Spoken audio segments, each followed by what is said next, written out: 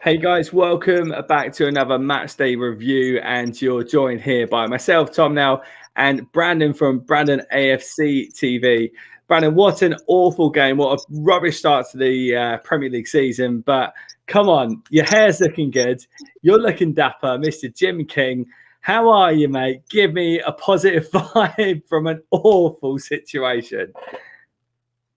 Come on, Tom, mate. You know me better than that. You know you're not getting any positivity from me. You're not getting any fake positivity from me. You already know this, mate. Yeah. And for all the fake positive Arsenal fans out there, there's nothing to be positive about. Let's be real. Let's be real. Yeah. Is anybody surprised? Because I'm really not. I'm really not surprised at all.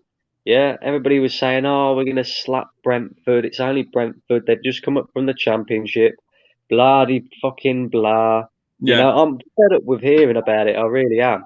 But the reality is, yeah, we have the same owner, the same person recruiting players.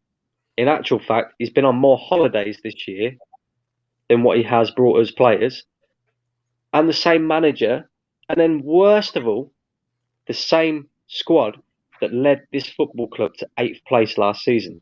So why is anybody surprised? Why Yeah. is anybody surprised? Arsenal have been getting bullied for years. Years and years and years. And this is not just under Mikel Arteta, this is Arsene Wenger as well. The Yeah. identity of this football club has just gone, mate. We are a shambles.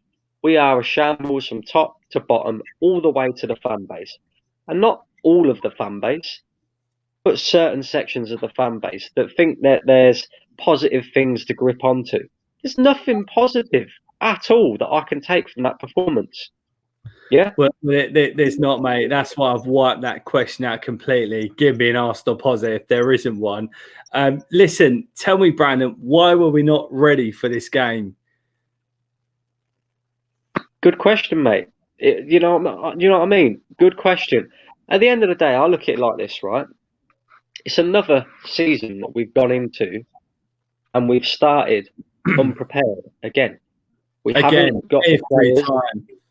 Exactly. We haven't got the players that we should have brought by now. Instead, we're waiting until the end of the window, and you'll probably see, I think we've got Chelsea, Man City is our next two games. We'll probably, in fact, I'm not even going to say probably, we will definitely lose them games. And then all of a sudden, it will be panic buy, panic buy, panic buy. Because we already know what's coming, mate. It happens season after season after season. But my question is, again, this manager for me has been done for over a year, mate. He's been done. It is clear to see the guy is not good enough. He's not good enough. People keep telling me that he has a philosophy and a way of playing, but he needs certain types of players. He needs certain players to be able to play his way. Okay, then. Tell me what his style of play is, please, because I haven't got a fucking clue. Honestly, I don't have a clue, mate. right? If you put, Lee and I both said, if you put Edu, Arteta, and Josh Kroenke in separate rooms and we interviewed them individually, we'd get different answers in terms of what the process is. But 100%, mate, 100%. And look, I look at it this way as well. Arsenal over the years, everybody's been getting excited. Oh, this is gonna, even journalists have been building it up. Oh, this is gonna be the biggest overhaul that you've ever seen at Arsenal. They're going to be spending X amount of money, blah blah blah blah blah. And we all know deep down that it is a load of bollocks that they're spouting. But yeah, the reality of it is Arsenal don't spend enough money to overhaul the squad. We never have done. You look at our transfer records for players, £72 million for Pepe, and that was only just recently as well. You think about other teams like Manchester United, who have spent over 100 million. Then Man City as well. We don't spend enough money in one transfer window to be able to overhaul a squad. We're not renowned for that, and this manager surely should know that as well. So you have to improve the players that you have at your disposal. And he's not done that, mate. I watched that game today, We still can't defend. And a lot of people like to try and say that Mikel Arteta has improved us defensively. We was the third best defence in the league last season. We're a shambles. We can't defend. We can't play out from the back. We have no control in the midfield, no protection in front of the defence. We don't attack properly. So what is there to be positive about? There's nothing, man. Nothing. Yeah, no, I agree. I mean, it's also it's not just looking at like improving the squad itself as a whole. It's also improving the recruitment too. So for me, we just spend 50 mil on Ben White. Look at the rumours at the moment. We could possibly get 20 mil for Holding. That could be a Sanaba, and it could be a potential right defender coming in as well. We could have kept hold of David Luiz. What I'd probably say to you, mate, I'm going to swing this right at you and see what you think. Guys, pick it up in the comments. Let us know. But what would you rather? A Ben White at right centre-back position with a Saliba who could be the next big thing, or a Hakimi and that stature as a right-back, which is something that we really need right now. Yeah, all day long. We should have at least gone for an Hakimi. You know what I mean?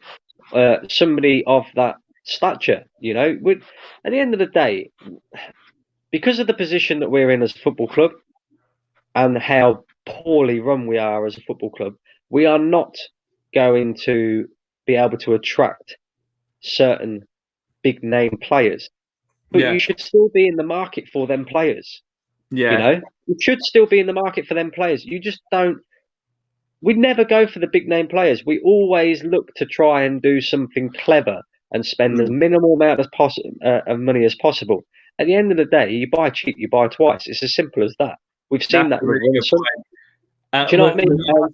We're not on Arsene Wenger, are we? We can't get an Omri or a Fabregas or Exactly. whoever. I mean, come on, the days have changed. They've all clocked on from that by now. But let's be honest as well. That wasn't Arsene Wenger. That was David Dean. You know, proper recruitment team that he had, and somebody with a good eye. You know, who could spot talented players and get them at a decent price. Edu is giving the likes of Willian £250,000 per week on a 3-year contract at 33 years old. Mate, the guy I think is Wolf of Wall Street, and he's having that with a cigar and holidays. But listen, Brandon, tell me, how do we improve our football club right now? Sack the manager. I don't know how many players you can sell by the end of this month, but in all seriousness, mate, apart from today, for example, it was Brentford versus Emil Smith-Rowe and Kieran Tierney, and that was it. Everybody else, they either didn't turn up, thought they were still on their holidays, or they're just not fucking good enough for this football club. And we're handing out new deals for the likes of Granit Xhaka. We're even talking about keeping hold of Hector Bellerin. Like, seriously, I don't get it. And it shows mate. Doesn't make no sense to me, right? It's not impressive, mate. It's not impressive, and our club is dropping to an all-time low at the moment. We need to pick up. There's a lot of room for improvement, but listen, mate. I mean, let's try and find a positive, mate. I'm struggling. I'm scraping the barrel, but Brandon, give me something for the season that we can actually aspire to and be, I don't know, kind of inspired by going into this season. There's nothing, mate. Honestly, I can't give you anything, mate. I tweeted out earlier on today, right, that I thought Arsenal would finish 7th. I thought we would improve on our league position from last season, mainly because we haven't got European football. But if we're going to perform like that, I can't even see us finishing in the top half, mate. Real talk, genuinely. If we keep this manager and these players, we will not finish in the top half of the table. It is an embarrassment. We will be closer to the relegation zone than we will the top half of the table. That is the way it is looking. And it's just decision making, mate. Like Saliba, okay, the talk is he wanted to go out on loan again. He wanted to, gain the experience. But why allow that? Why allow that? You don't We spent allow 50 that, mate. million on Ben White, right? Which is a player that we didn't necessarily need. So there's your 50 million gone. That's the majority of our budget, if we're being real, right? We know we need midfielders, and we know we lack goals in midfield. Now, what's pissed me off more than anything is they've sold Joe Willock, the only goal scoring midfielder.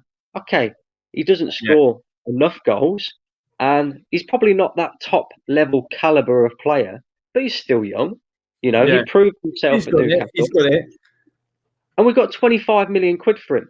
Who are you going to buy that's better than Joe Willock for 25 million quid? Oh, I know, we're going to go and buy Odegaard, who came here on loan last season.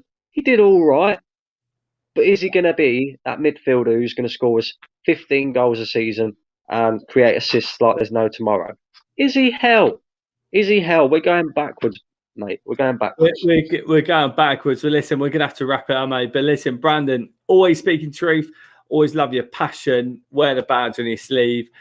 Regardless of how bad our club does, mate. But top man, thank you very much for your time, mate. You got any last words, mate, before we go into the next game of the season against Chelsea? I'm on loan at Man City, mate. That's why I got the Phil Foden. So there we go.